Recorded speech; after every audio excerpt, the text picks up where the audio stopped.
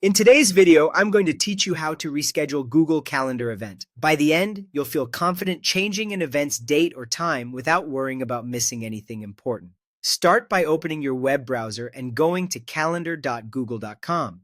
If you're asked to sign in, use the Google account that holds the event you want to adjust. Once your calendar loads, take a second to confirm you're looking at the right date range so the event is easy to spot. Next, click the event you want to change. A small pop-up will appear with the event's details. This is your quick preview. From here, look for the pencil icon labeled Edit. Go ahead and click that.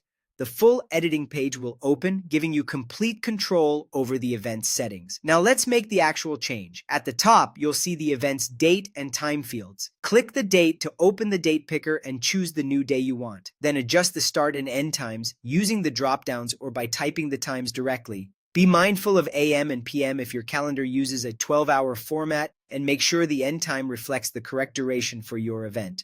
If the event was set for a different day originally, moving the date here automatically shifts it without affecting the rest of your calendar. Take a quick glance at the rest of the details to ensure nothing else needs adjusting.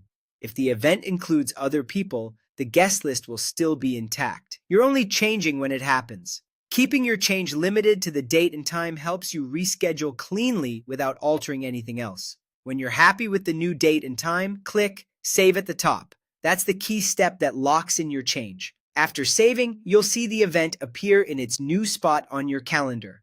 If guests are associated with the event, Google Calendar may display a prompt about sending updates so everyone stays informed. That's normal behavior and simply reflects that the time changed. And that's it. You opened Google Calendar, selected the event, clicked Edit, updated the date or time, and saved your changes.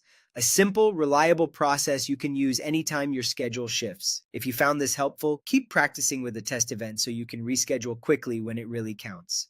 Thanks for watching, and I'll see you in the next one.